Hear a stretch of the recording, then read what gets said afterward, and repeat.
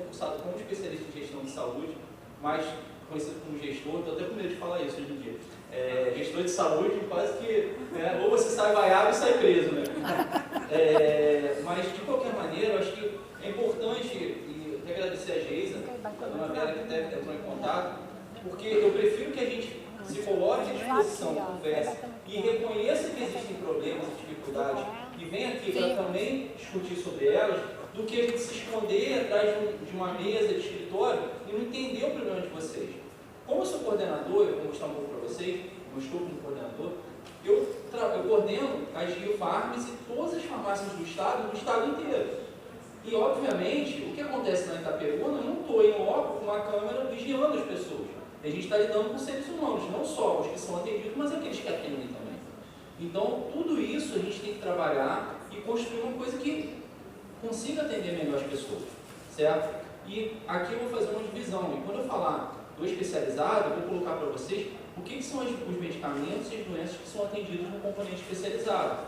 Obviamente, nem todas as doenças raras vão estar previstas e sendo atendidas aqui.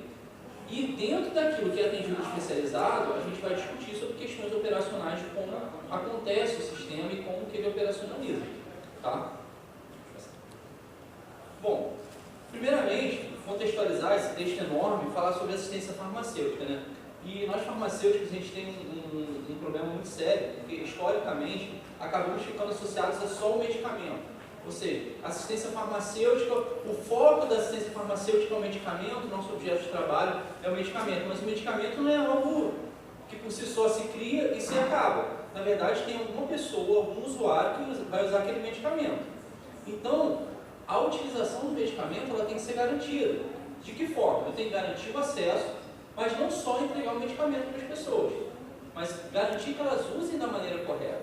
E a gente chama isso de uso racional de medicamento. Então, temos que garantir o acesso e, ao mesmo tempo, garantir que aquele medicamento que chegou até as pessoas seja usado corretamente. Bom, isso aqui é de praxe, assim, quase que catedrático, didático, a gente sempre coloca o ciclo da assistência farmacêutica. E um dos pontos muito importantes dele, que eu vou começar lá de cima do ponto vermelho, que é a seleção de medicamentos.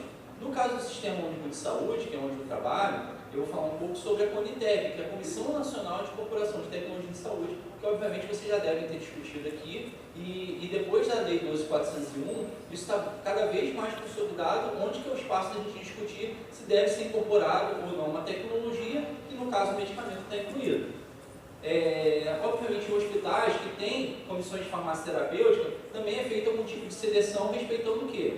A especificidade daquele hospital, se é um hospital geral, se é um hospital para alguma doença específica, se é um hospital pediátrico, cada um vai ter uma forma de padronizar os medicamentos que ele vai utilizar. Mas não adianta eu só padronizar e falar assim, essa aqui é a lista de medicamentos que eu tenho. Eu tenho que também programar, certo? Eu tenho que ter um sistema em que eu olhe quanto que está consumindo, olhar uma série histórica e fazer uma programação para eu poder receber esse medicamento, certo? Além disso, ok, programei, mas eu posso, além de programar, eu posso falar assim, eu preciso comprar 10 mil comprimidos por mês, então em um ano eu vou usar 120 mil, ok, mas eu tenho que comprar, certo? Ou eu compro, e eu vou falar para vocês no caso do Estado, do especializado, ou eu compro, ou eu faço uma programação com o Ministério, e obviamente o Ministério vai fazer uma compra em cima daquilo que a gente está programando com ele. E quando o medicamento chega até nós, considerando que aquele medicamento foi bem comprado, eu vou armazenar. Vou ter que me preocupar com as questões de logística, se aquele medicamento está condicionado de geladeira, quando ele é de geladeira, se ele está em um local refrigerado, se aquele medicamento está protegido da luz, da umidade. Tudo isso tem que ser considerado na hora da gente armazenar. Não só na nossa central de armazenamento, mas também nos locais onde ele vai ser distribuído. Correto? Bom, além disso, quando eu recebo o medicamento na minha central, eu tenho que distribuir. Eu tenho que ter o meio operacional, eu vou mostrar para vocês, eu tenho 26 polos no estado. Então eu tenho que garantir acesso para todo mundo, desde Angra dos Reis até Varriçai. Eu não posso ponderar, e até achei interessante mostrar no mapa do Brasil, o Rio de Janeiro também tem isso. Apesar de a gente ter o Rio de Janeiro ser um estado pequeno, ele tem uma diferença regional muito grande.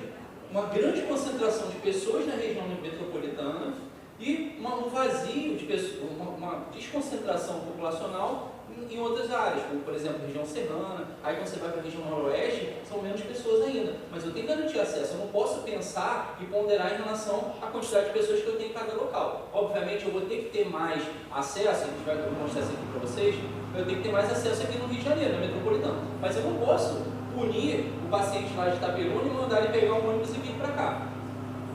Então eu tenho que garantir acesso. Tem muita gente que faz isso. Sim. Tem outras cidades para pegar aqui no Rio de Janeiro. Sim, com Ele é certeza. atendido aqui no Rio de Janeiro, aí ele acaba pegando aqui na cidade dele. Então, aí, mas o que acontece? Eu estou falando aqui da ciência farmacêutica, mas não, com certeza. A menina que faz imunoglobulina com a Júlia, ela é de Xerém, então iam vir pegar. Porque ela, então, isso que eu estou falando, tem a questão do deslocamento urbano e às vezes o especialista que atende ela não está lá em Xerém. Então ela faz. Vem aqui, pega o medicamento e vai infundir, provavelmente lá no fundão, em algumas unidades que fazem infusão.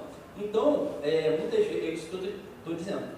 Particularmente, a gente tem a questão do acesso aos medicamentos, que a gente tenta redistribuir, mas temos um problema ainda muito sério, que é o quê? A grande quantidade, a gente tem que lembrar que o estado, o município do Rio de Janeiro já foi capital federal. Isso diz o quê? Nós temos muitos hospitais altamente especializados, muitos hospitais universitários, hospitais federais, que estão concentrados aqui na região metropolitana e principalmente no município do Rio de Janeiro. Isso vai ter um impacto grande na assistência. Óbvio que vai ter. A descentralização, o deslocamento, até inclusive você conseguir fixar o profissional, não é nem o médico da ciência farmacêutica, o profissional especialista. Por exemplo, lá em Itaperuna é mais difícil, porque o conhecimento, as palestras vão estar acontecendo aonde? No Rio. Como é que você fixa aquele profissional lá? Então é uma discussão que eu não vou conseguir responder, só estou lançando, mas realmente é uma dificuldade que a gente enfrenta, com certeza. Lá nos servidores tem quase todas as crianças são de fora. Sim. É uma cidade do Rio de Janeiro. A Júlia é uma das únicas. Claro. Eu fui residente em Bom Sucesso, a gente via várias, aquela caravana, né? TFD que eles chamam. A da região de Coatis, exatamente. Sim. Exatamente. É tratamento fora de domicílio, ou seja, esses municípios eles... Quase Resende, né? E é mais, a gente tem que pensar também que é difícil fixar o profissional. Então, muitos municípios, eles têm que... É mais barato você fazer colocar uma van disponível para atender aqui do que... Exatamente. Eu estou tentando fazer uma inferência do que eu converso com outros gestores. Mas acaba que isso tem um reflexo para a gente. Você falar que tem 26 pontos de distribuição Sim. no estado do Rio de Janeiro, eu achei que não tinham, porque Claro. todos tinham que vir Não. do Até, por exemplo, quando a Alexandre estava... Porque muitos lá nos servidores são de fora do centro. Então, quando, por exemplo, a Alexandre falou assim, o paciente vem de Caxias para pegar o medicamento aqui. Não, calma aí. A gente vem de Japeri mesmo. Como a dona Bela atendida lá, por exemplo, em Nova Iguaçu, a gente tenta olhar no mapa e fala assim, onde eu posso ter pacientes que vão ser atendidos e eu atendo maior cobertura populacional. E eu acredito que o que eu já tenho hoje em dia, eu consigo atender em relação ao deslocamento pelo menos 90% das pessoas. Vai ser perfeito? Eu consigo colocar uma farmácia especializada em cada um dos municípios, 92? Não consigo, porque tem um custo isso também. Eu tenho custo de armazenamento. Aí, por exemplo, se um medicamento desse, uma unidade dessa que não tem estrutura, ele vence, ou esse medicamento tem uma falta de luz, medicamento de geladeira, e aí, como é que eu faço? Então, foi, claro. Eu sou de uma mudança. Eu pego o meu imunossupressor Qual? na Rio Farm, de clozapina. Tá. E no arroz, só que está me faltando. Então, a gente estava até conversando sobre isso. Eu até orientei a dona Vera. Não tem previsão para chegar. Uhum. Aí eu compro, fico sem, espero. Então, esses medicamentos que estão em falta, a gente, primeira questão, eu estava falando isso com a dona Vera, a dona Vera falou, Thiago, eu estou sem conseguir pegar minha imunoglobulina lá na Rio Farm de Nova Iguaçu há um tempão. Aí eu falei, mas dona Vera, tem medicamento. Porque está aqui no Rio. Tem aqui no Rio. Então, a gente tem que ver essa questão operacional, se não me falha a memória, esse tipo não tem falta não. Lá em Nova Iguaçu está. Então, primeira coisa, tem que falar com a farmacêutica. Na Praça 11 tem esse medicamento. Pode ser algum problema de programação, o farmacêutico não programou e não pediu o medicamento.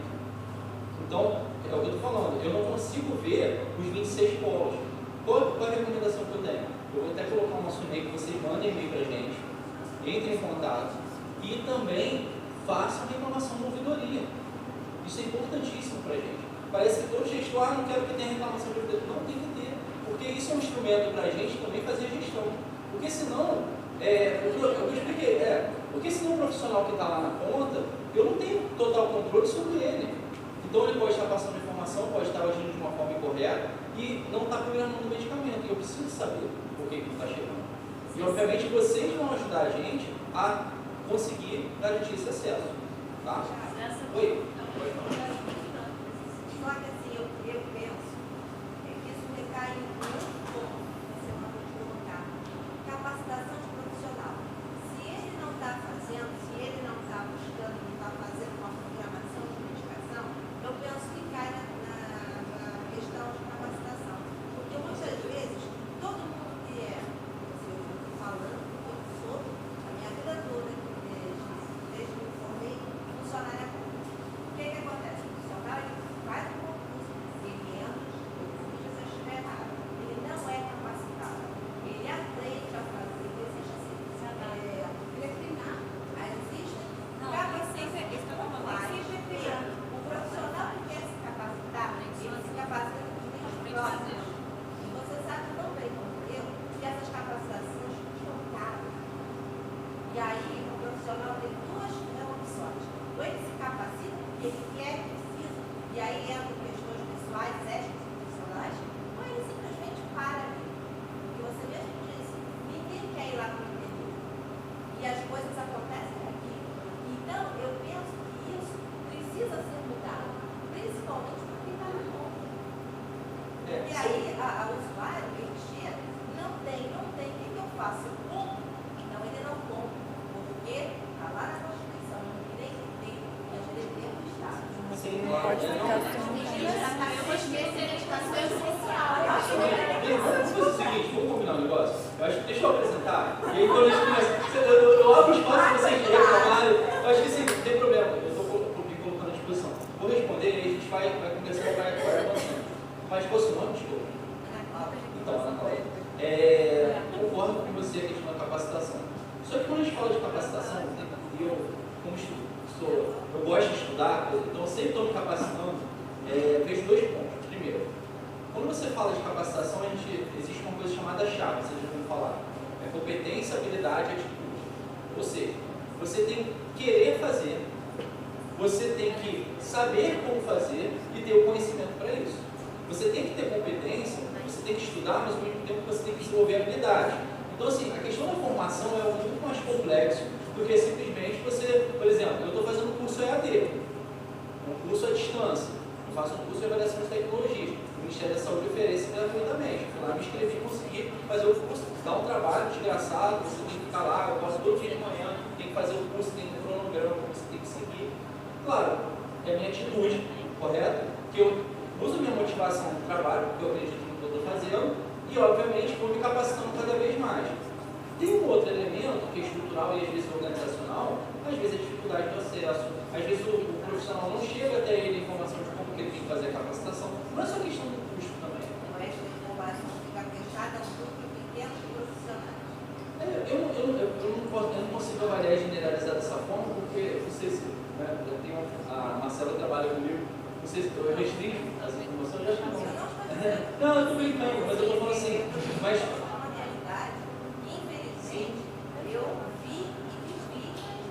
eu tento ver de uma maneira, assim, só para desconstruir, eu acho que assim, eu tento ver, não de uma maneira negativa, porque a gente não consegue. Eu sempre falo isso com meus funcionários, assim, gente, se eu ficar reclamando do passado, eu não vou conseguir avançar. Vamos pensar aqui de maneira prospectiva, problemas todos nós vamos ter no nosso dia a dia, no nosso trabalho, na nossa organização. Da saúde todo dia, agora a gente está na pauta e aparecem informações falando sobre uma série de denúncias. Mas se eu olhar para trás, eu tenho que olhar para trás e vamos dizer assim, o que eu não posso mais fazer, onde que eu não posso errar.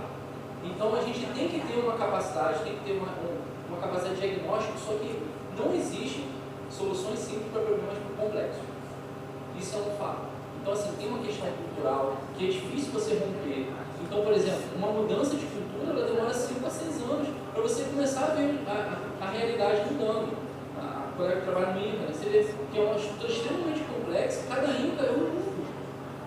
Da mesma forma, a secretaria, onde a gente trabalha, a gente vê, são mundos diferentes. Como é que você garante, por exemplo, eu penso de uma forma, Tem outras pessoas que de repente estão fazendo até o meu trabalho e, ou até falando em meu nome, e eu não estou vendo. Então, assim, a ideia é que a gente até esteja presente para conseguir desmistificar uma série de questões e, obviamente, ouvir vocês. E a questão da capacitação, tem a questão estrutural, tem a questão organizacional, tem a questão do salário, tem a questão da motivação. Então, é difícil a gente conseguir falar assim, é capacitação? E se ele tiver capacitação? E ele está sendo, de repente, não está sendo, ele não está tendo, pode estar sendo negligente. Exatamente. Então, assim, a gente tem que ter muito cuidado e, obviamente, a gente tem que trabalhar, tem que pontuar, tem que pautar. Obviamente, quando eu trabalho como gestor, eu não posso me omitir quando eu recebo um tipo de informação. Eu posso chegar e punir aquele funcionário que está agindo de uma maneira errada, de uma maneira incoerente? Não, eu tenho que entender a organização, entender o que está fazendo com que aquilo aconteça. Porque, às vezes, eu posso estar achando que o problema está nele e não está comigo.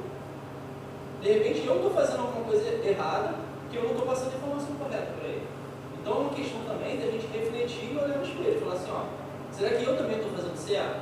E é importante a gente estar nesses espaços discutindo para eu também ouvir vocês. Obviamente, vocês são reflexos do meu trabalho. Vocês vão mostrar se o meu trabalho está sendo bem feito ou não. Obviamente, a gente, quando, eu até não tirei esse slide, mas, por exemplo, quando eu falo da ciência farmacêutica, ela acaba se limitando a ter ou não ter um medicamento. Não é verdade? E a gente, no meu caso, para mim é frustrante. Porque quando eu falo assim, meu trabalho está ruim só porque não teve medicamento, tem um conceito muito maior por trás, por exemplo, que leva a não ter um medicamento. Por exemplo, quando um paciente, e aí vamos entrar na questão da ciência farmacêutica, recebe uma prescrição, ninguém que recebe uma prescrição foi ele mesmo que quis tomar o medicamento. Não é verdade? Então, a gente, na ciência farmacêutica, eu falo isso, que é uma assimetria da informação. Quem está precisando do medicamento não necessariamente é quem demandou. Quem é que demanda? É o médico. Isso é um ponto importantíssimo, porque a gente tem que trabalhar ainda e cada vez mais trabalhar com os médicos, do nosso ponto de vista, ouvir os usuários, mas evitar o máximo possível que o médico dê uma prescrição de um medicamento para o paciente que não tem na rede, que não está padronizado. Claro que a gente está falando de doenças raras, vai ter um contexto totalmente diferente, mas eu estou falando da ciência farmacêutica como um todo. Às vezes o médico vai prescrever um medicamento, for um medicamento simples, para tratar uma infecção, às vezes, que não tem no SUS. Isso acontece. E aí? Então, a gente vai chamar isso de uso racional de medicamentos. Porque está dentro do sistema público, não é médico privado, não, de unidade privada não. Médico dentro do sistema público prescreve um medicamento que não está valorizado no SUS, não está na Relação Nacional de Medicamentos Essenciais. Isso é um problema sério, que a gente não liga. Aí, obviamente, vai chegar lá na farmácia, vai gerar uma frustração, certo? O médico me passou, e aí vai falar assim, não tem esse medicamento. Bom, não tem medicamento por quê? Aí a gente vai desdobrar uma matriz, que a gente fala isso no hospital, uma matriz de responsabilidade. Você vai fazer lá um organograma, um raspinho de peixe, igual se faz, por exemplo, quando tem acidente de avião, para descobrir qual é o problema. Quando a gente vai analisar, o problema especificamente não está em ter ou não ter o medicamento, não é uma questão logística, é uma questão lá naquele processo que eu falei, de seleção. Será que também, depois que eu selecionei o medicamento, padronizei, criei um protocolo, e aquele protocolo não está sendo seguido pelo médico, eu também tenho que chegar e agir ali. Porque, e eu não vou entrar na questão da especialização, que é muito mais complexo, mas a gente também tem que avançar nisso. Discutir, até porque quando se pega o medicamento, como é que você faz um acompanhamento daquele usuário? Será que é só pegar o medicamento? É muito limitado. Então, a minha preocupação é que uma assistência farmacêutica não é só ter ou não ter o medicamento. Tem que ter o medicamento, tem que ser acompanhado, tem que usar de maneira racional. Questões simples, você pode tomar à noite, se não pode, você tem que tomar com a barriga cheia, você tem que tomar com alimento, você tem que tomar com leite ou não. Tudo isso são informações extremamente relevantes que podem ter impacto lá na frente do usuário não ter efeito terapêutico e demandar um medicamento mais caro, que obviamente vai alterar o sistema todo. Vai ficar muito mais caro o sistema. E aí a gente começa a bater a mosca com bala de balança. E aí fica mais caro e fica sustentável. Isso que a gente tem que pensar. Então, assim, por isso que eu não gosto de dar soluções simples para problemas complexos. Não estou tentando ser vazio, até porque eu estou aqui para ir justamente discutir. Pode passar. Bom, do ponto de vista da ciência farmacêutica no SUS, e é uma forma da gente pensar e de trabalhar, ela tem, não sei se vocês sabem, mas no sistema, eu dou aula de SUS também. Então, no Sistema Único de Saúde existem vários blocos de financiamento. Tem o bloco da média e alta complexidade, tem o bloco da vigilância, tem o bloco, por exemplo, da atenção básica, e na assistência farmacêutica é o bloco específico de financiamento, certo? Nesse bloco específico de financiamento, existe um componente básico, que é para atender os medicamentos da atenção básica, tá?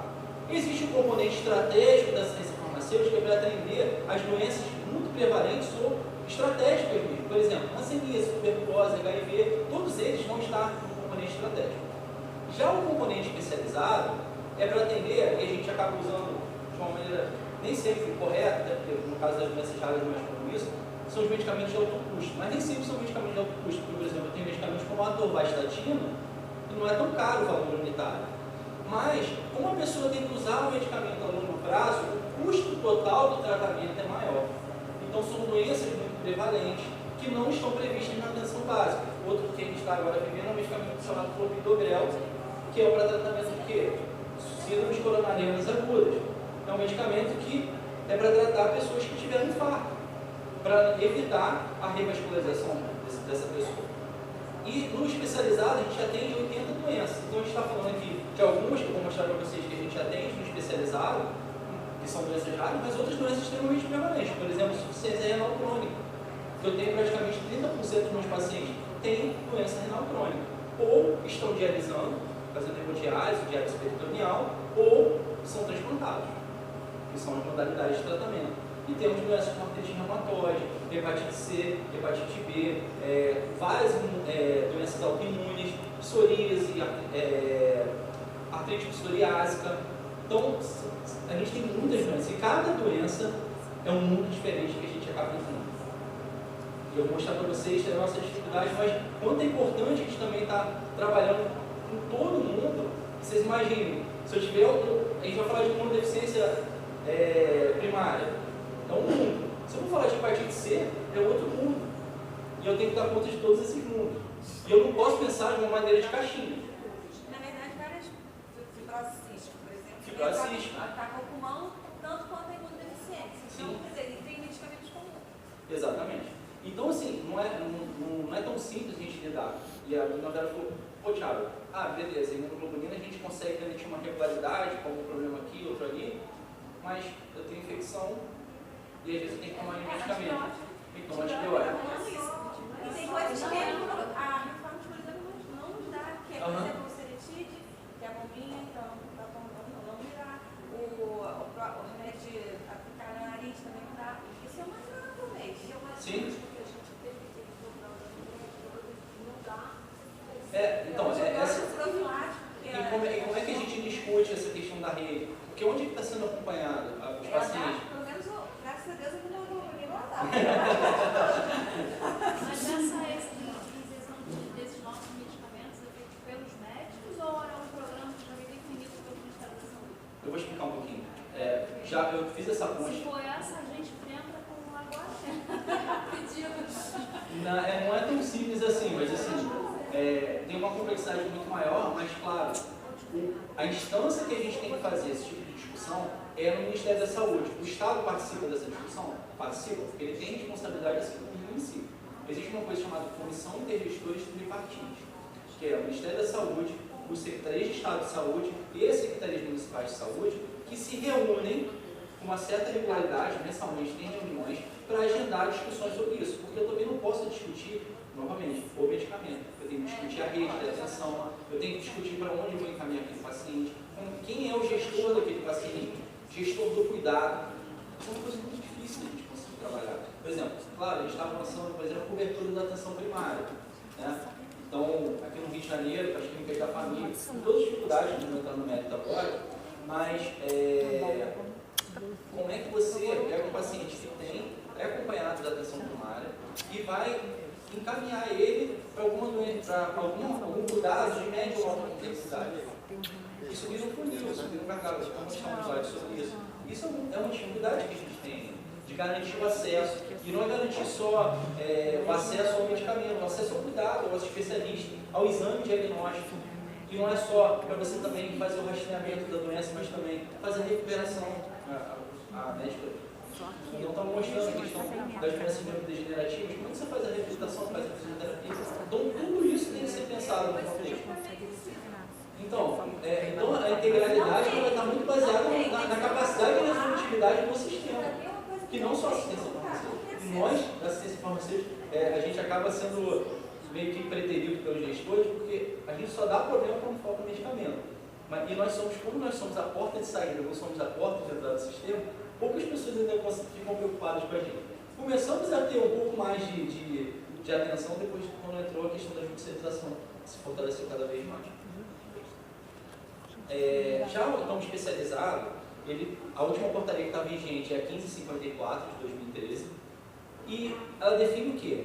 Que o especializado é uma política nacional da assistência farmacêutica, junto com o componente básico, o componente estratégico, que busca garantir o quê? Da integralidade do cuidado medicamentoso, em nível ambulatorial, isso tem que estar claro, cujas linhas de cuidados estão definidas em protocolos clínicos e diretrizes terapêuticas publicados pelo Ministério da Saúde. Isso tem assim, dá para fazer uma dissertação de mestrado para cada uma das linhas que a gente está discutindo aqui. Mas, no nosso caso, é muito interessante porque a gente tem que pensar a linha de cuidado com a nossa linha de vida mesmo. Pode passar. Então, o protocolo, e eu vou mostrar um slide para vocês, que ele vai pedir não só se pode ou não pode entrar no programa. Ele é um orientador, norteador, baseado, obviamente, em diretrizes clínicas, em evidências científicas. Podemos discutir se todas as evidências que nós temos, elas estão atualizadas. E eu acho que a gente tem visto com uma frequência maior, cada vez maior, o Ministério da Saúde, a Conitec, eu vou falar um pouco sobre ela tem republicado os protocolos em cima não dos guidelines, mas das publicações com validade científica que podem ser aproveitadas para ser incorporadas. Não dá para também fazer inferência, ou seja, de transferir isso para as doenças raras. Eu vou explicar um pouquinho sobre isso. Mas, nos protocolos, ele vai dizer como é que tem que se fazer o diagnóstico, o tratamento preconizado dos medicamentos, as posologias dos medicamentos, como é que é o acompanhamento, o controle clínico e a verificação dos resultados terapêuticos. Por quê? A gente tem que imaginar também que a nossa realidade do Rio de Janeiro é ótima, já mostrou isso. Imagina você publicar um documento que você vai nortear e às vezes o médico está tão perdido, isso pode ser um norteador lá no Acre, no Amazonas, em Roraima, não precisa ir muito longe, às vezes no interior do Brasil aqui, mais próximo em Minas Gerais, no interior do Rio de Janeiro. Então, exatamente, a gente tinha que ter maior divulgação dos protocolos. Isso é algo que a gente está tentando trabalhar também. A questão da divulgação, da publicização, da transparência, porque quanto mais você publiciza, não só para os pacientes, mas também para os médicos, eles se envolvem mais em relação a como tem que ser feita a cultura. E essa aproximação, eu acho que ela é muito positiva. Porque eu tenho tido experiência, é difícil, como você lida com pessoas, você vai ter, obviamente, em alguns casos, interesses que às vezes são antagônicos. Eu quero medicamento, eu não posso dar. E eu acho que não é bem assim. A gente tem que trabalhar a informação, fazer com que você melhore a informação qualifique, para que as pessoas tenham acesso. Isso envolvendo o médico e os pacientes. O que acontece uma parte das vezes é que é feito um processo muito grande para você conseguir uma medicação. É muitos exames, você tem que provar mínimo que você tem ignorância, tudo bem. Mas o próprio Ministério da Saúde, muitas vezes, não tem esses exames. Perfeito. Você vai provar que... Olha só, dificuldade, ele se encontrou da gente de Mas é difícil esse acesso. Sim. Às vezes você tem que ir para conseguir um medicamento, você tem que ir lá 10 vezes no médico. Fazer aqueles exames pagos. Qual foi o medicamento para esclerose múltipla, que também faz parte das doenças raras, que foi o tratamento, um medicamento para você ver? O Ministério soltou um protocolo, então assim, o paciente tem que fazer o exame para ver se ele tem um vírus chamado Jones-Brunninger. Eu não sei como está em português, mas era um vírus JC, para ser mais íntimo em relação a ele. Ninguém no Brasil fazia. Os laboratórios privados pegavam aquele exame, mandavam para a Inglaterra para fazer e depois voltavam. Pelo amor de Deus. Aí você já morreu, já para de andar, porque você para de andar. Exatamente. Então, assim, isso. claro, e obviamente eu como gestor, a gente pegou essa informação e pautou o Ministério e falou, gente, não dá. Aí eles foram, fizeram uma retificação do protocolo e retiraram esses exames do processo. Então, vamos pensar aqui, eu não botei o slide para não falar da Conitec, mas assim, a Conitec é uma Comissão Nacional de Incorporação de Tecnologias de Saúde. É uma instância colegiada, participa do Ministério da Saúde, do CFN, participam a Anvisa, então várias instituições da saúde pública, eu acho que, se não me falha a memória, a ANS também participa. Então, faz uma discussão em relação aos protocolos, aos medicamentos. Então, por exemplo, tem um problema e ela age por provocação, ou seja, ela tem que ser demandada para emitir parecer. Então, vamos lá. Temos uma doença rara aqui. Qualquer um. Você tem uma demanda. Você vai pegar aquela demanda e vai submeter a comitê. Posso chegar assim e usar a opinião de um especialista como referência? Não. Por quê? Ela vai ser importante? Vai. Mas ela não pode ser o embasamento principal. Por quê? Você tem que ter evidências científicas sobre aquela intervenção. A gente tem que estar baseado, medicina baseada em evidência. Não adianta você pegar estudos que a gente chama com vários tipos de viés. Viés o quê? São chances de que aquele estudo esteja distorcido em relação aos seus resultados. Então você pode ter viés, por exemplo, um estudo, vamos dar um exemplo. A gente chama de insight randomizado. Aí você pega, um grupo vai tratar e o outro grupo não vai receber o tratamento. Beleza. Aí, se você não fizer esse grupo cegado, que a gente chama, ou seja, se as pessoas souberem quem vai receber o medicamento e quem não vai receber, óbvio que vai ter um fator psicológico, que quem recebeu o medicamento vai falar que o caminho ficou melhor, e quem não recebeu vai falar que ficou pior. A gente chama isso de efeito placebo. Então, você tem que fazer ensaios clínicos, e não é só em relação ao paciente, mas, por exemplo, quem avalia aquela conduta terapêutica, se a pessoa teve ou não também resultados favoráveis, ele também tem que estar cegado. Ou seja, ele também não pode saber, porque nós, profissionais, quando a gente vai olhar, se a gente sabe que a pessoa recebeu o medicamento, a gente já vai ter uma tendência pessoal de olhar aquilo ali de uma maneira mais favorável. Já exatamente. E nossa avaliação ela vai estar o quê? Novamente distorcida. E outras questões, por exemplo, o próprio patrocínio de laboratórios farmacêuticos, nesse tipo de estudos, eles podem desqualificar os estudos. Pode passar. Eu gosto de usar eu peguei esse slide hoje lá do Ministério, e eu gosto de trabalhar com os protocolos clínicos, não como limitadores de acesso, mas sim norteadores. Como eu falei, eu não gosto de ver as questões de maneira negativa, eu gosto de ver uma positiva. Sempre olhar como oportunidade de melhoria.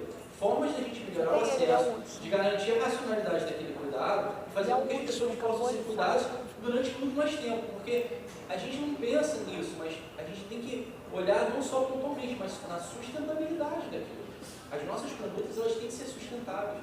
Porque senão, ali na frente, talvez a gente esteja vivendo isso, ela não vai durar muito tempo.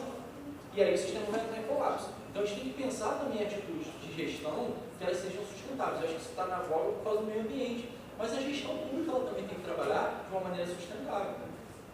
Pode passar. Posso primeiro? Então, quando eu falo, por exemplo, dos componentes, eu gosto de usar essa questão da linha de cuidado, que seria a nossa linha de vida, isso para todos nós, desde o nosso nascimento até a morte. São dois fatos, né? O primeiro fato é que a gente vai nascer, e o segundo fato é que a gente vai morrer. A gente não tem dúvida disso, isso é certo. Agora, a questão é quanto que a gente vai viver e quanto que a gente vai viver com qualidade de vida.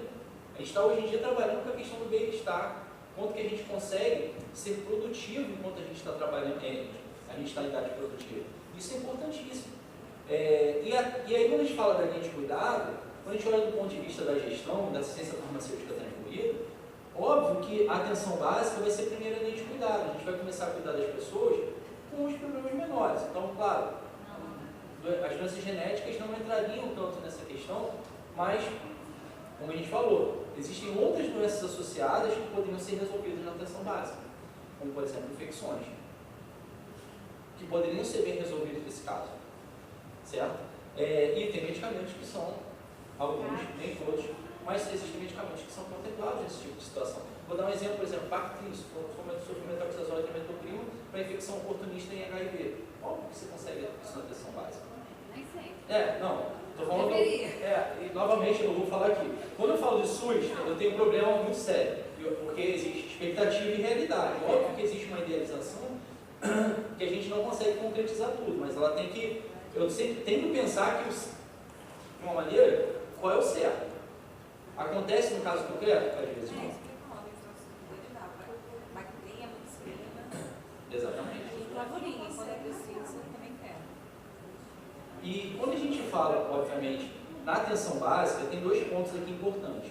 Se a gente consegue garantir a cobertura e ampliar o acesso da atenção básica, cada vez menos as pessoas vão ter problemas no futuro. Por quê? Vou dar um exemplo que a gente pode usar em relação à insuficiência renal crônica. O paciente, na grande maioria, que tem insuficiência renal crônica, foram diabéticos e hipertensos maltratados. Maltratados não no sentido ruim, mas que não foram bem tratados, eles não receberam o tratamento correto. Ou, durante o acompanhamento, não tomaram o medicamento. Obviamente, aquilo vai sobrecarregar o rim, aquele rim vai entrando em falência, até chegar o momento que ele tem que dialisar ou transplantar. E aí ele vem especializado, pode passar. E quando coloca essa questão no funil, óbvio que nos problemas da atenção básica, isso também em teoria, a atenção básica tinha que ser resolutiva em 80% dos problemas de saúde que a gente tem na população. A gente não precisaria, não deveria precisar ir para uma UPA para ser atendido com uma hidratação por dentro. A atenção básica teria que ser resolutiva, mas os postos de saúde ficam abertos 24 horas.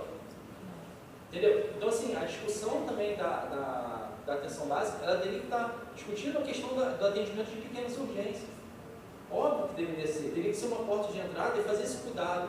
Não misturar o paciente que tem pequenos problemas, uma dor de garganta, com o paciente que está um politraumatizado, um infartado, um acidente cerebrovascular, que não deveria estar no mesmo fluxo. Certo? Claro que a gente tem acolhimento e classificação de risco, mas a gente faz esse acolhimento e classificação de risco tudo no mesmo lugar. Né? Então, são coisas que tem que ser pensadas. E da ciência farmacêutica, óbvio, também vai estar implicado aí. Se vocês olharem o diâmetro, seriam as pessoas que têm maior problema de saúde. E vai acontecer o quê? As pessoas que têm maior problema de saúde vão entrar na atenção especializada. E vai entrar ali o funil, o gargalo é mais estreito. Isso a gente percebe. A gente percebe isso. Todos nós, assim, eu sou usuário também do sistema, não tenho plano de saúde. Então eu sou SUS 100%. Então eu tenho como falar, eu já fui na UPA e eu não dou carteirada, tá, gente?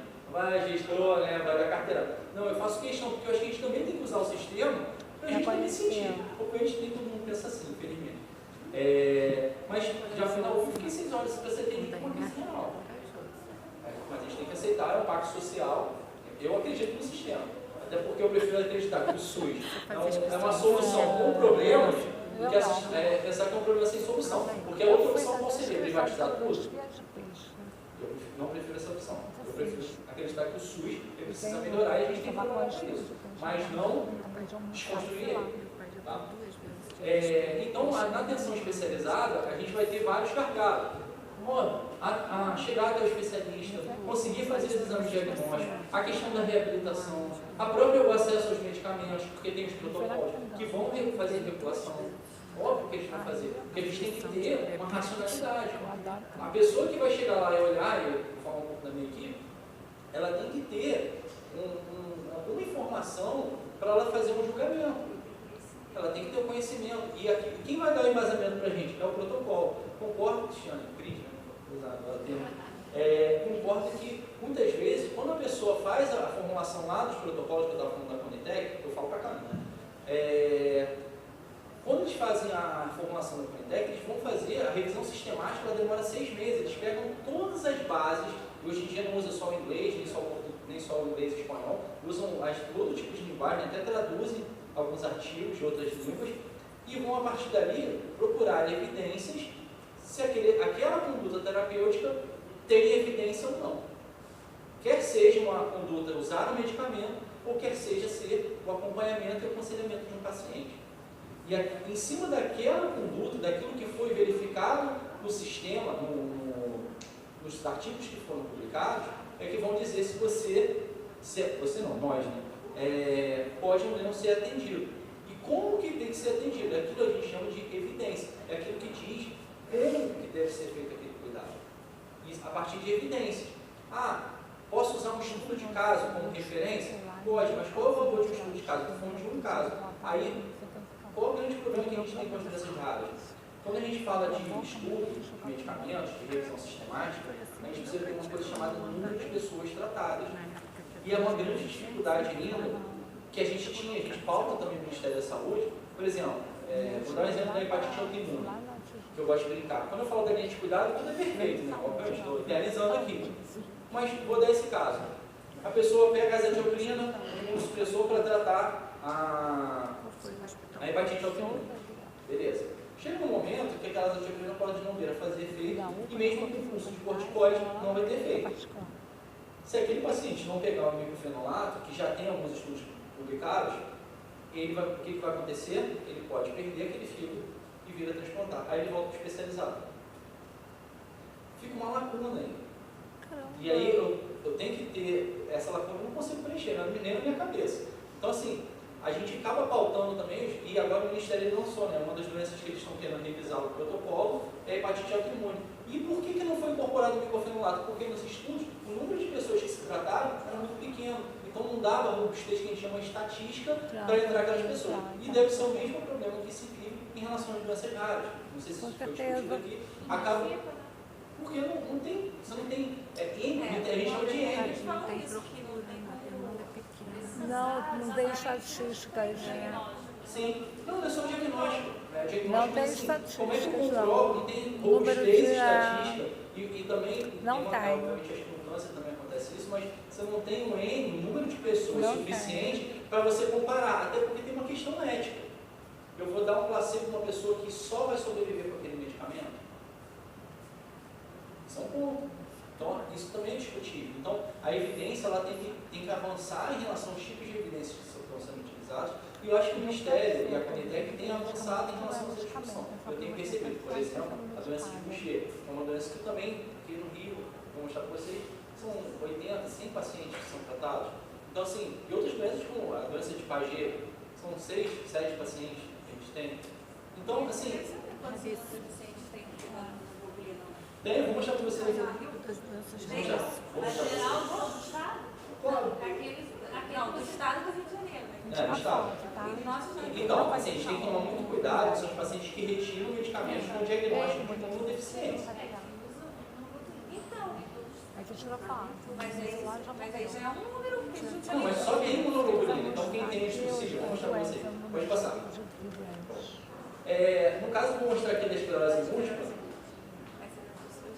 Por exemplo, quando a gente fala da linha de cuidado, por exemplo, a gente vai falar de primeira, segunda, ou uma segunda linha alternativa ou terceira linha.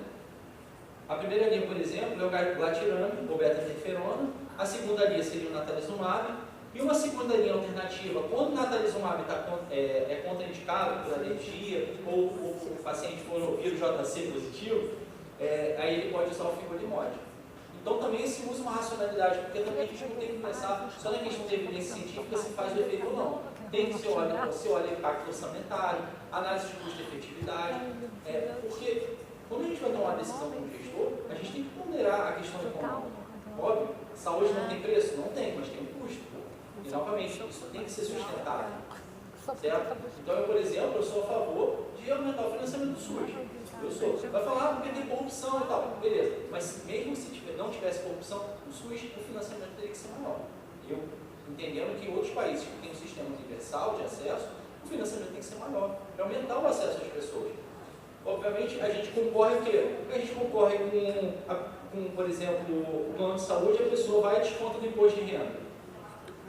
É menos financiamento que você tem para o SUS. Então a gente está desonerando e deixando de financiar o sistema único de saúde. Esse é um ponto que tem que ser enfrentado. Eu acho 20% do que a gente ganha muita coisa para dar para o SUS e não ter retorno. Mas o que acontece? Não é só tratamento de saúde. Tanto é que eu esqueci, para mim ele não existe, é só uma forma de eu- gastar meu dinheiro. Para mim o SUS só serve para gastar E eu não prefiro acreditar nisso, eu prefiro acreditar No que... caso, eu já Eu sou não o contrário. Eu sempre usei plano de saúde e quando a minha filha precisou realmente de uma coisa, quem me atendeu foi o SUS. Aí é uma questão de Claro. experiência. A minha filha Não, não eu foi entendo. atendida pelo plano de saúde. Eu nunca fui Filha foi rejeitada. Nunca. E quem me Nem eu atendeu nem foi o eu SUS. Quando a gente era criança, sim. Quando a gente era criança, era Mas é de 1000 anos, era diferente. já vai mais de 50 anos. Né? Mas aí não era SUS. Mas agora, Não era SUS. agora não era SUS, era NPS.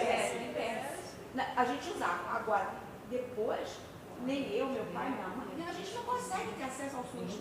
Não consegue. A única coisa que eu vejo, não consigo, mas que eu sou voluntária numa clínica, tá? Católica, onde a gente consegue remédio que o pessoal não está conseguindo pela rede pública, a gente está conseguindo, está dando esse remédio para o pessoal. E o que eu achei até agora que funciona é o Rio Imagem, por mais que reclamem deles. Porque a gente manda para o Rio Imagem e funciona. Ah, eu fico feliz, já fui gestor do Rio Imagem. Então, Não, mas eu Hoje fechou. hã? Fechou? Não. Tô falando que não tá mais marcando nada pra lá. Mas eu não sou mais gestor do Rio Imagem, já fui. O que é? Mas eu acho que assim, Desculpa. não, eu acho que É uma todos coisa que no SUS, para mim, falou de SUS, vai ficar certo. Não, mas aí é toda uma referência, mas eles estão Entendeu? dizendo assim, eu sou Olha, eu vou te falar uma coisa para você, uma pessoa ficando muito chateada, né, Silvia? Eu sou do grupo de esclerodermia que quase todos os esclerodérmicos têm a hipertensão arterial pulmonar. Ah, Em sim. 15 dias nós perdemos 3 membros do grupo por falta de remédio. Bom, O tal do Bonzatana. mentira. Então, esse é o meu Esse não falta. não chega. não falta. Olha, mandei pedir para o doutor Paulo Pinheiro verificar. Olha, chegou no estado, mas não chega na mão do paciente. Aham. É essa a nossa revolta, e é isso que pra gente, o nosso objetivo maior é saber, cadê esse remédio? Por que esse remédio veio para o estado do Rio de Janeiro, foi para São Paulo, foi para Minas, por que não chegou na mão do paciente? E, por exemplo, você conhece os médicos que prescrevem? Alguns estiveram aqui hoje. Que pena. Porque, por exemplo, uma das oportunidades, vou te falar, você falou Bozentana, Ambrizentana também, a gente está querendo achar onde estão as prescrições. Se aqui tivesse o WhatsApp, eu daria para você aqui, você Poxa ia ver vida. a quantidade de gente que está dizendo assim, fui e não consegui. Mais uma vez voltei de mãos abanando. Mais uma vez. Na Rifarm. Não, falando no contexto geral. Não, então, Falando de não conseguir medicamento. não, mas é Seja um Rio Farm, qualquer coisa. Agora mesmo o pessoal está indo para a justiça conseguir esse remédio. Está indo pela via judicial. Está o grupo da pede para entrar no grupo da você vai ver a quantidade de gente que está indo para a Defensoria Pública para conseguir esse medicamento, que é um dos únicos que dá qualidade de vida. Esse eu não tenho, graças a Deus. Mas uma boa parte dos meus amigos esclerodérmicos têm. E que é o único que dá uma qualidade de vida para eles. Eles não vão viver muito tempo. Deixa eles viverem em paz e comigo. Não, mas a gente não está nem entrando nesse mérito. Não, eu estou. Mas eu concordo com você. Por exemplo, não, mas eu acho que é bom. Mas é exatamente para isso que a gente Eu estou aqui justamente para ouvir. O que acontece? Como eu expliquei na minha palestra, a gente tem os pacientes. Isso aqui estava cheio. Porque, por exemplo, quando eu falei da questão da simetria da informação, porque o paciente ele acaba sofrendo, e até o Alexandre falou, porque às vezes está faltando uma documentação. Beleza, realmente está faltando e a gente manda voltar. Porque nós somos auditados pelo Ministério da Saúde, pelo DNASUS, pelo DCE, pelo TCU. Porque quando dá um problema, eu não estou tendo mais equipes próximas a mim, estou tendo que responder por causa desses medicamentos vencidos. Você tem que recuperar todas as informações. Se tiver uma vírgula fora do você vai responder administrativamente. Óbvio que a gente é responsabilidade, não é responsabilizado. Você fala em pessoalidade, mas seu CPF está na reta. Por exemplo, eu respondo 40 milhões de medicamentos por mês, no meu CPF, não tem nem patrimônio para isso.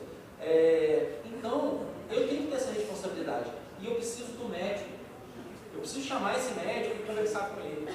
Eu tenho alguns médicos da RAP que eu converso, mas não são todos. Então, por exemplo, se eu tivesse com esses médicos junto comigo, eles me dariam muito mais embasamento para chegar onde que está a dificuldade, o que você não está conseguindo fazer. A gente não consegue ouvir. É fácil, um ponto assim, rápido, vai para o fundão. Aí você vai encontrar o centro ali de referência de esclerodermia, GAP, de todos. E você vai ver Já mandei. Essa moça que saiu agora que perguntou, eu estou sem o remédio, eu espero, eu compro, é uma delas. Poxa vida. É uma delas. Ela tem problemas pulmonares, ela tem asma, precisa dessa medicação. Eu uso o MTX, agora até tem uma parada, mas não tem, eu compro. Tudo bem. Mas aí quando falta para todo mundo. Não tem nem no estado e também às vezes falta nas farmácias. Esse acesso acho que falta ao Thiago. O paciente, a gente não consegue, a gente liga para lá, ninguém te dá uma informação. Você não consegue ter nenhuma resposta. Liga depois, eu te mando para outro lugar, ninguém te responde nada. Eu não comecei a puxar, eu vou conseguir ligar. Você fala para você ligar para limpar, uma coisa que eu não consegui. Mas é difícil mesmo. Eu também vou tenho lá, que é difícil, tento resolver lá. Mas eu falei pro Thiago, eu fui na Iguaçu, você me aconselhou ir na Praça 11. Eu fui na Praça pode te dar porque você pertence ao povo, não até pode isso. se ponhar lá. Às vezes não mandam para Rio Farms. Olha, assim, aquela nossa resolve, lá ninguém deixa nem falar. Não, é claro que... Disse aqui não tem. Mas eu tenho que... Pessoal, eu falo do meu ponto de vista. Eu tenho que... A gente falou, né? A gente tem que resolver o problema lá dentro. Mas por que não está chegando o medicamento até lá? Se não programaram, se o medicamento não foi enviado.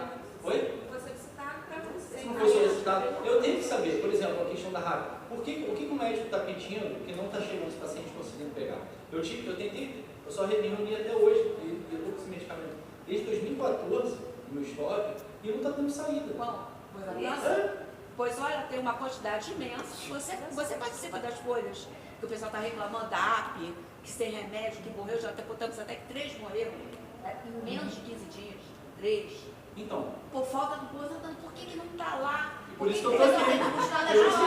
Mas aí Gente, vai para ele Eles agora. têm que buscar na justiça, e da própria justiça, eles dizem assim, ainda não veio, ainda não veio. Manda pra ele. A gente não pode. A única coisa que a gente tem que tomar cuidado, e eu acho que isso que eu tenho que deixar bem claro, eu tenho que separar o problema. Se for problema de paciente que entrou no mandado judicial e não está conseguindo pegar, eu não vou ter ingerência sobre essa parte.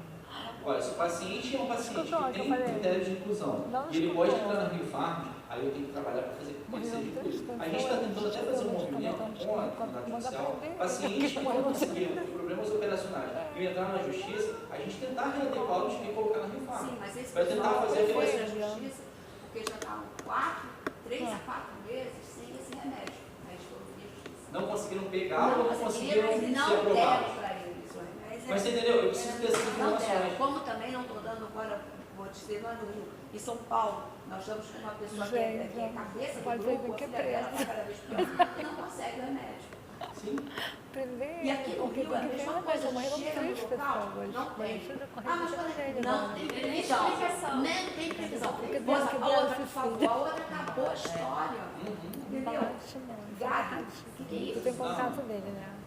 Nós tínhamos é o que a gente diz assim, a gente Meu objetivo está aqui é justamente esse, é fazer essa ponte com uma vocês. doença degenerativa, uma doença que a gente sabe que Como não é que tem cura, a consegue, gente não rapaz? tem muito tempo de vida, a gente quer ter uma qualidade de vida enquanto está aqui.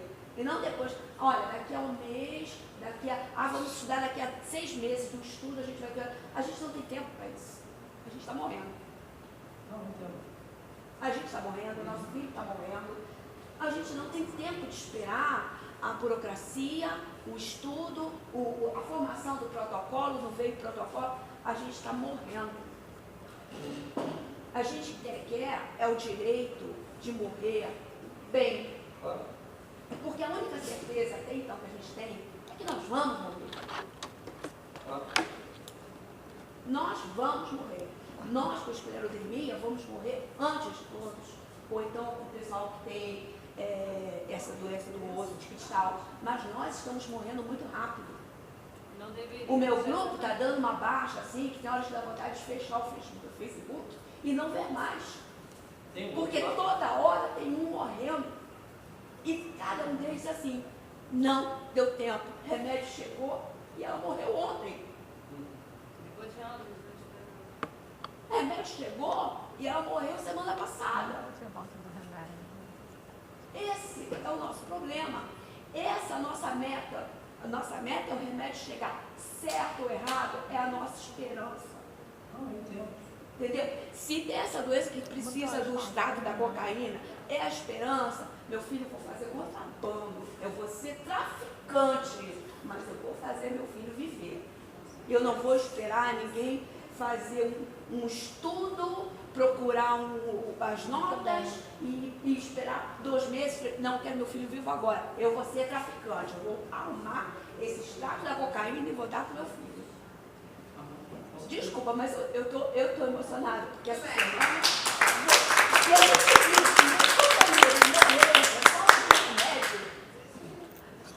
é um insulto, é um tapa, é muito dolorido você dizer para uma pessoa, você aguenta, vai dar tempo, aguenta, você vai viver, você é uma guerreira, você vai se salvar. E ela morreu porque faltou um remédio que está guardado e que vai ser jogado fora.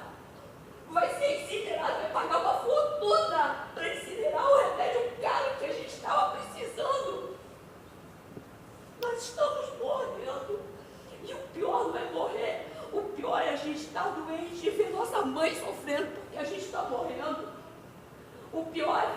nossos filhos foram assim, eu queria ser grande para ajudar minha mãe. Me desculpa, mas a gente está sofrendo muito e a gente não é visto, a gente é invisível. Porque nós somos raros, nós somos poucos. Gente, nós somos raros, tem que cuidar de nós agora para amanhã a gente não ser muitos.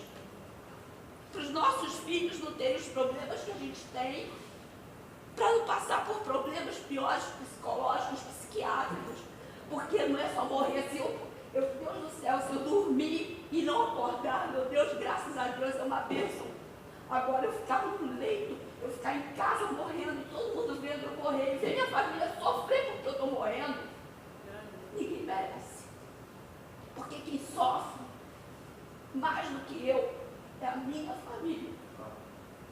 Desculpa.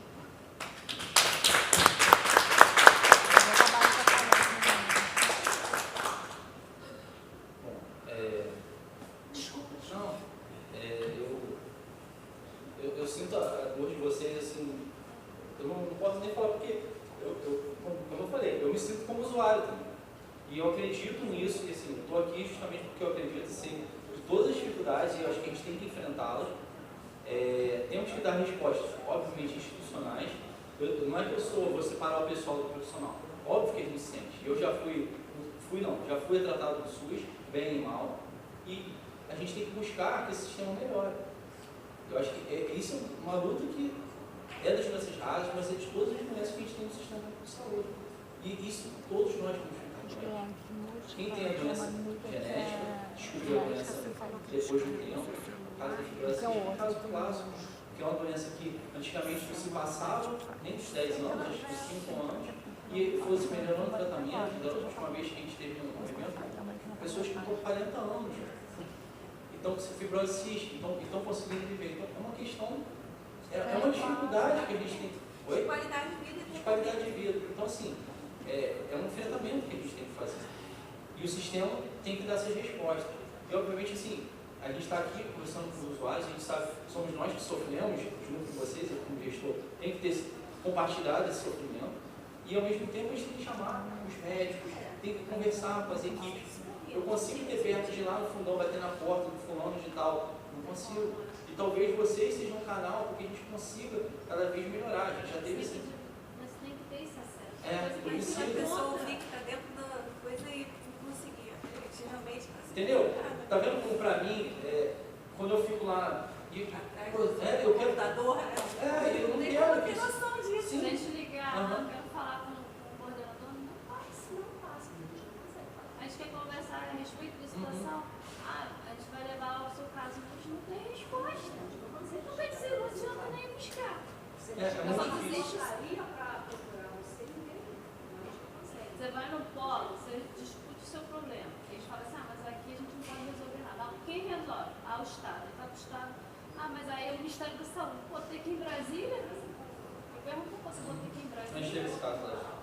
Eu acho que também exposto, né, tem uma troca de experiência extremamente importante, assim, já como gestor, né, ouvir do paciente. Muitas vezes acho que ele nem sabe o que está acontecendo lá na ponta e acho que essa discussão é fundamental. Eu imagino a revolta dele depois de ter ouvido que as pessoas estão morrendo porque o medicamento dele está parado lá. Eu acho que a revolta dele também, né? Porque eu compartilho disso, assim. Eu não tô agindo de má fé, eu não estou sentando em cima da Você está história. falando, você está se expondo, você veio aqui se expondo. Exatamente. Ele não precisa estar aqui. Pela segunda vez. Não, mas eu não me eximo desse tipo de responsabilidade. A gente tem que fazer esse tipo de enfrentamento. É que se não for, não vai saber. Perfeito não vai ser, mas a gente tem que ouvir. E tem que tentar melhorar. Eu vou dizer assim, eu sou usuária da Biofarms há 4 anos. Eu sinto uma melhora. Há 4 anos. No primeiro dia que eu fui lá, hoje em dia eu passava 4 horas na Biofarms. Hoje em dia eu passo 1 hora. 1 hora vontade no máximo do relógio. Eu já levo meu livro e falo assim, vou demorar. Ih, já chamou. Então assim, eu acho que isso é legal. De você ter um retorno de ouvir isso. E imagina a revolta sua de ouvir que seu medicamento está parado quando você está morrendo com Pelo menos não venceu, tá? A gente ainda pode resolver. Mas vai tentar resolver. Não venceu. Eu vou tentar ser breve, tá? Eu falo muito, e vocês dialogando, eu acho que a gente tem que vir aqui para É dialogar. importante esse momento. Mas eu vou passar algumas Porque- informações, pode passar, porque eu não vou entrar muito no mérito. A gente fala, por exemplo, no CEAF, a gente tem um ciclo, que vocês acabam vivendo, principalmente a parte de solicitação do medicamento. E quando é feita a solicitação, em qualquer um dos nossos polos, eu vou mostrar onde a gente tem, a gente vai usar o PCBD como norteador das nossas políticas e vai ser feita uma avaliação por uma equipe. E essa equipe, quando faz a avaliação, ela tem que verificar tanto administrativamente aquelas informações, então tem que ter comprovante de residência, tem que ter carta nacional de saúde, tem que ter ficha de identidade, a gente usa CPF. Porque a gente parece que é uma coisa complexa, simples, fala assim, não tem uma informação, mas a gente tem que entender que o sistema tem fraudes. Isso a gente tem que ter clareza. Pegando ali para tentar vender. Vocês não têm noção de quantas vezes a gente já pegou esse. Eu posso falar, a equipe da Rio Farm que mais dificuldade que a gente tem são pessoas extremamente comprometidas com o trabalho. A gente já pegou de pessoas pegarem a LME, carimbar, ter o carimbo que ela fez, e carimbar e entregar para as pessoas. E a gente pegar e ter que trabalhar isso, chamar a polícia, e a gente vê fraude. São pessoas sérias. Acontece. Só quase choraram comigo porque eu não consegui pegar o medicamento. E assim, a gente compartilha dessa dor. A gente também, e ao mesmo tempo, eu tenho que evitar a fraude, porque existe, gente. Infelizmente, já vi casos da pessoa, a mãe morreu, a pessoa continuar pegando para vender. E ela arruma um carimbo de um médico lá que não existe mais o CRM, existem todas as informações dele, mas o carimbo é falso. Nós não somos peritos legistas. A gente vai olhar e a gente vai tentar colocar o máximo de informações possíveis para cercar e evitar esse tipo de fraude, atestar que o médico que está prescrevendo, que não é a secretária dele que pega lá e faz a informação. Porque senão eu estou dando para uma pessoa que não precisa e estou deixando de dar para outra que precisa. Falta esse pacto de solidariedade também para a gente. Eu não quero generalizar, mas assim, de entender. Tem várias pessoas que estão recebendo pensão. Isso. Está tirando de quem precisa, na verdade. Exatamente. Então, assim, acaba que nós somos chaves. Reclamar do governo corrupto, Isso é uma dificuldade que a gente tem que falar. Vocês são muito burocráticos, não sei realmente. A gente tem que ter a burocracia. Tem que ter. Porque vocês estão vendo. Tendo burocracia já é tão difícil. Você vê tantos casos de corrupção. Mas, claro, eu estou falando um recorte aqui, que é do FARC, que é uma circunstância que a gente trabalha de uma forma. Eu posso fazer inferência para outros lugares que trabalham da mesma forma? Talvez não. Mas a gente, dentro do que eu tenho de governabilidade, eu tenho que fazer da melhor forma possível.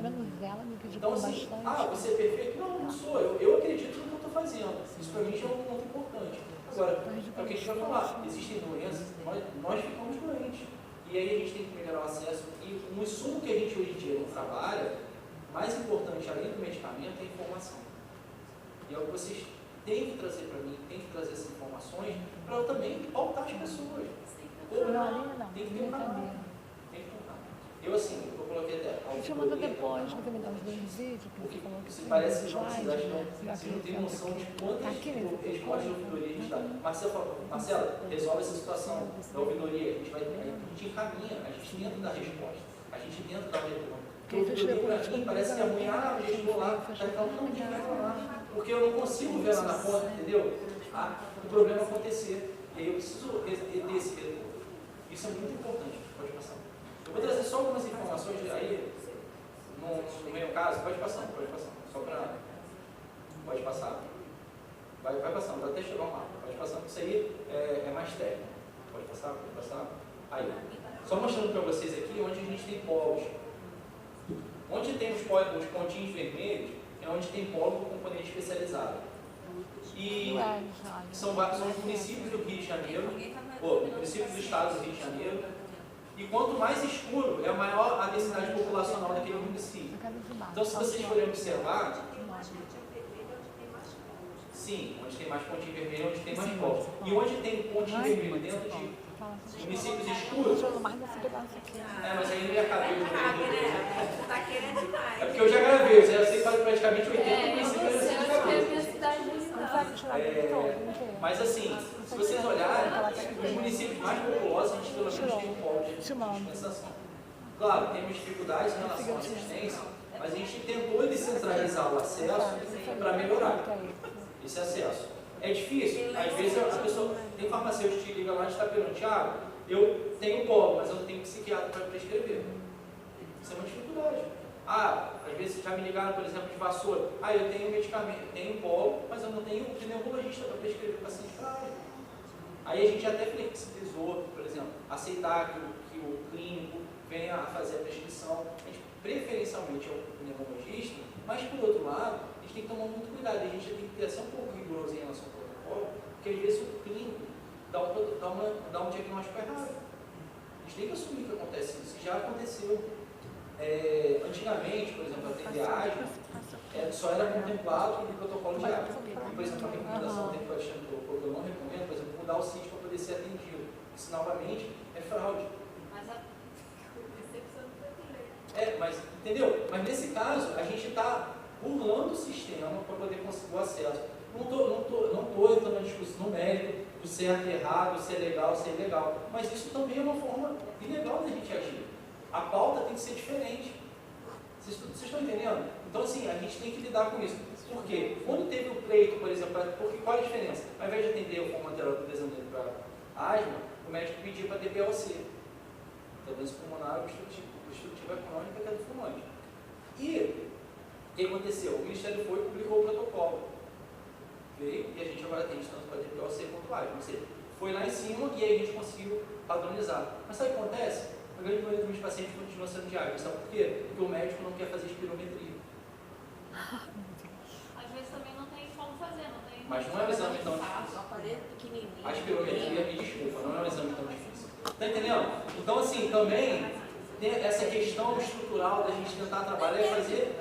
Só para o computador, é tudo. Pois é. Deixa o médico do mais velho.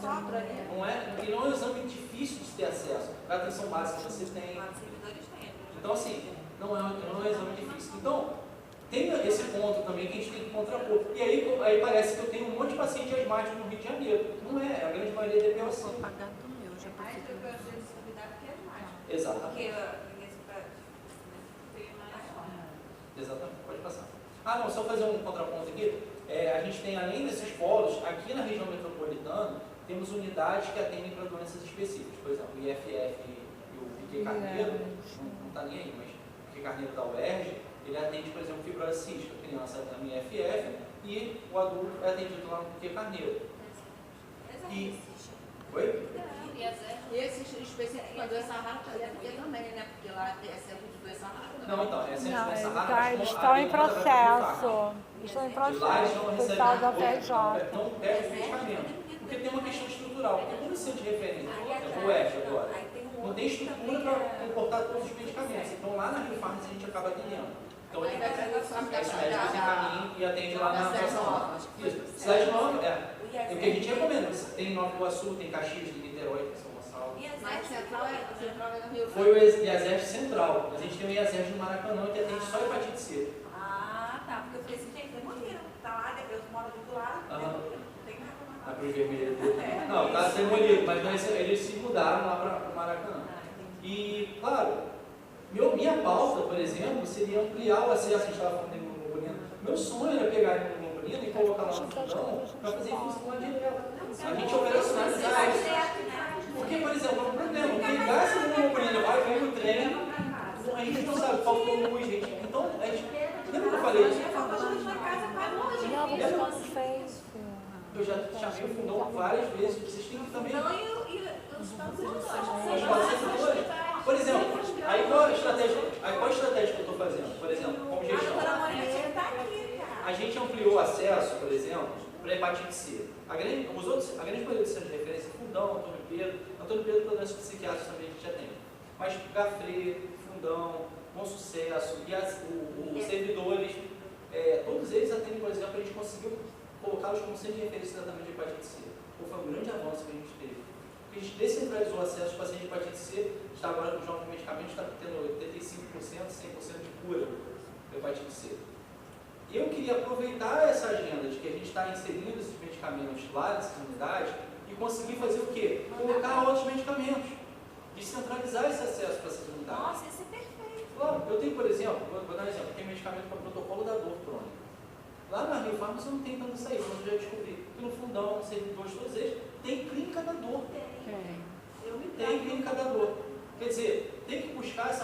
informação, eu consigo, eu tento falar, é muito difícil. Eu consigo vocês estão bom. Eu também não consigo acesso. Às vezes eu tento Qual o falar. telefone da Dona Mônica? Quero. Os servidores eu tenho na A gente Dona pode Mônica. buscar essa ajuda. Entendeu? Porque isso acaba é uma e eles que têm que trabalhar com a gente.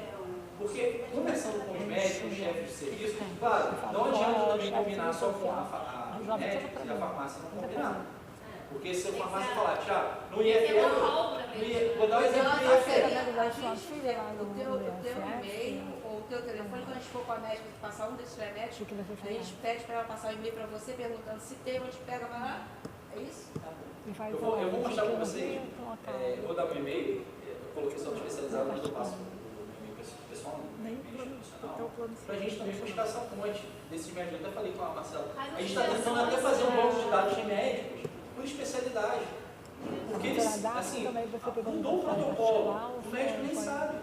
Porque ele estava muito focado na diretriz da sociedade brasileira, não sei o quê. Mas o que a gente está cobrando, ele não sabe. Eu estou tentando, eu não tenho isso aqui disponível, mas inclusive no site da Secretaria de Saúde, a gente está fazendo um checklist de todos os protocolos que vai ser utilizando necessários para a entrada. Para melhorar o acesso, melhorar a informação que está lá. Porque também, aí depois que abriu a ambular, se eu chego tem sai 28 uma vezes social. uma prescrição de E ela vai medicamento, chefiando, eu não quero saber se é componente básico, se é Aí estratégico, toma eu quero ligadinha, saber. quando tudo. Eu quero saber onde que eu consigo. Na verdade, Ela corre atrás então a gente também também. está tentando construir uma forma da pessoa buscar no site da secretaria, ó, captopril. Onde que eu consigo pegar? Ah, é na farmácia básica. Acitretina, para psoríase. Eu consigo pegar na Rio Farm. Ah, quais são os Rio Farm? Estão localizados em tais pontos. Então a gente consegue mostrar onde que é o acesso desses medicamentos e os protocolos. Pode passar aqui. Eu falo muito, né? Nossa, você está falando demais. Mas tá ótimo. Não, pode passar. Nós estamos reclamando. E Infelizmente tem poucas pessoas, Pena, é né? interessante. mas a gente está à disposição. Não, tudo bem. E a gente já chegou no CEAF de pacientes ativos atendidos por mês. Na próxima, a gente vai ter o horário dele, né? Vai botar ali no começo, para você poder receber todas as É porque, informações de todos os eu vou leitos. falar. Nossa, aí vai ser. Não, mas a gente tem que ter essa pauta. É só deixar ele falar e depois, se alguém tiver alguma dúvida, aí abrir. Sim, né? claro. Que aí cronometra. Fica Faz uma mais mesa direcionado. redonda, uma coisa assim. Aí a gente já chegou, por exemplo, a 54 mil pacientes em tudo. A Rio Farm mais ou menos ocupa metade dos tratamentos. Então, por exemplo, 50% dos pacientes do estado inteiro são atendidos na Praça 11. É muita gente. Como é que a gente consegue operacionalizar, garantir o acesso, não só o acesso, assim, as pessoas conseguem chegar. Outra coisa que foi falado também, porque a pessoa tem que se deslocar. Eu assino muitos documentos, a gente faz um documento dizendo que o paciente está se tratando lá e consegue na FETransport um passe livre. Não sei como é que está funcionando isso. A gente também tem feito isso. Você fala, porque eu não Mas tem custo, não, sim, calma aí. Não sei se vocês têm conseguido, mas... consegue. Passa para você buscar o É, rádio. Nunca vi uma Tem isso onde consegue. assim, eu nem sei onde consegue. Eu sei que sempre falo assim, ó, Thiago, tem um documento para assinar da FETransport. Agora já fiquei até preocupado se é para isso. Mas tem, estou brincando. Isso é um ponto interessante, porque você fala a questão do acesso, o deslocamento é uma questão importante. Porque eu estou falando dentro do Rio de Janeiro, você se deslocar lá de Campo Grande, você tem que ter pegado 2, 3 condições. Agora esse negócio que não pode ir para a Zona Sul de ônibus, que não pode voltar, piorou. Aí a Marcela, por exemplo, uma Ricardo Albuquerque, então, ela vai chegar lá na Rio Farm e pega o trem e o metrô, então tem que pegar 2 modais. Então eu fica peguei caro. 3. Então, assim, fica Porque caro agora você tá se deslocar, mesmo que difícil, seja uma vez por mês, mas eu não sei como é que funciona o crédito. Você precisa dar um crédito por mês para poder só ir buscar o medicamento. Mas isso já é um grande ponto. Isso já amenizaria um pouco esse custo do Eu acho tratamento. que tem algumas pessoas Acho que seria mais incluído, né? Teria que ser incluído já Tem o tratamento junto com a Geralmente, a gente orienta a falar com assistente social. A assistente social, ela com certeza, eu não me eximo, assim.